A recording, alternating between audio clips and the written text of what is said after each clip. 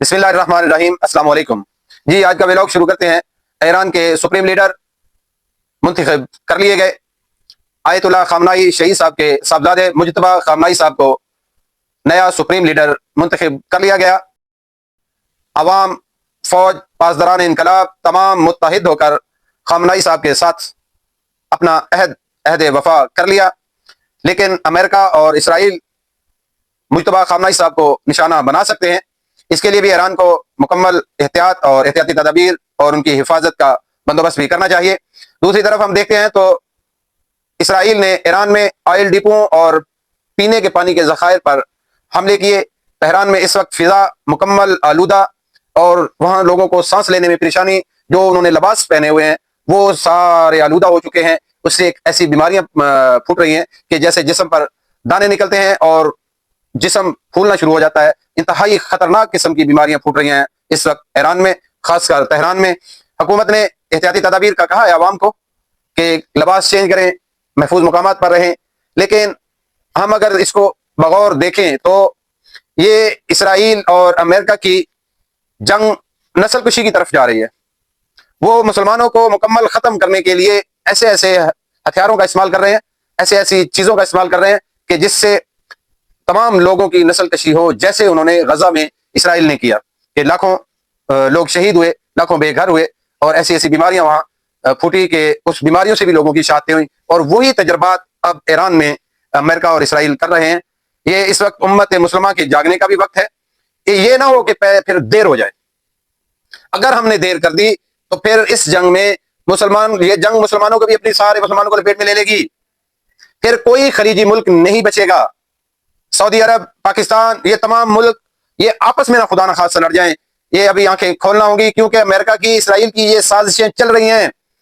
ताजा इतलात के मुताबिक सऊदी अरब से अमेरिका ने अपने तमाम एम्बेसडर को बुला लिया वापस, तमाम सफारतकार अमले को वापस बुला लिया अमेरिका में। तमाम सफारतकार उनका अमला टोटल जा चुके हैं सऊदी अरब से। आगे क्या होने वाला है ये किसी को नहीं पता, लेकिन आने वाला वक्त बुरा हो सकता है कि अमेरिका जंग जीत नहीं सका।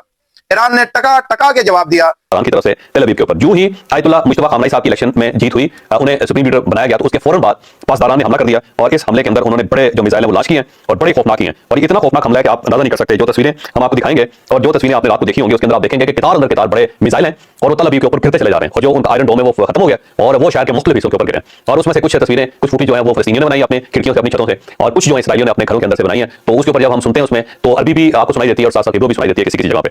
और ये दर्जनों मिसाइल थे, शहर में तबाही फैल गई, जिसको कहते हैं ना, हर तरफ सायरन की आवाज थी, हर तरफ आग थी, हर तरफ धुआं था, हर तरफ बारूद की बू थी और साथ साथ अफरा तफरी थी वहां पे। तो कल रात जो है तेल अवीव के ऊपर बड़ी बुरी गुजरी और लोग जो है इसराइल के शहरों को तबाह किया। ईरान ने मिसाइल मुसलसल हिट कर रहे हैं ईरान के इसराइल में। लेकिन ये अमेरिका को, इसराइल को पता चल गया कि हम ईरान को शिकस्त नहीं दे सकते। तो खुदा ना खासा कुछ ऐसा बड़ा ना हो जाए, इससे पहले कि कुछ बड़ा हो जाए। मुसलमान मुल्क जो ताकतवर हैं, कतर, आपके बहुत अच्छे ताल्लुकात हैं ट्रंप के साथ, सऊदी अरब के भी बहुत अच्छे ताल्लुकात हैं, बहरीन के बहुत अच्छे ताल्लुकात हैं, यूएई के बहुत अच्छे ताल्लुकात हैं। आप बड़े गिफ्ट देते रहे हैं उनको। खुदा के लिए पहला कदम उठाइए और जंग रुकवाइए। जंग किसी के मफाद में नहीं है, ना ये पाकिस्तान, ना इंडिया, ना ईरान के, इसराइल, किसी के मफाद में नहीं है। इसलिए इस जंग को रुकवाया जाए। बाकी तुर्की और चीन और रूस वो भी अपना किरदार अदा करें इस जंग को रुकवाने में।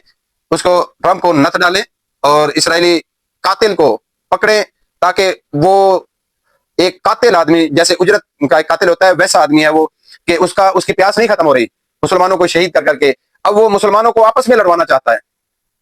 खुदा ना करे कि वो दिन आए कि मुसलमान आपस में लड़ पड़े, तो वो दिन बहुत खतरनाक होंगे। अगर मुसलमान आपस में लड़ पड़े तो फिर मुसलमानों को खत्म होने से कोई नहीं बचा पाएगा। इसलिए बेहतर है, अभी भी वक्त है, अपनी सफों में इत्तेहाद रखें। खासकर पाकिस्तानी लोगों से भी अपील करता हूं कि फिरकावारियत की आग मत लगाएं पाकिस्तान में, फौज के खिलाफ मत बोलें। हुकूमत को बात करते रहें आप, लेकिन पाक फौज को सपोर्ट करें। फौज अगर है तो हम महफूज हैं, हम महफूज तरीके से रात को सोते हैं। इसलिए मुसलमानों, जागो जागो, ये जागने का वक्त है।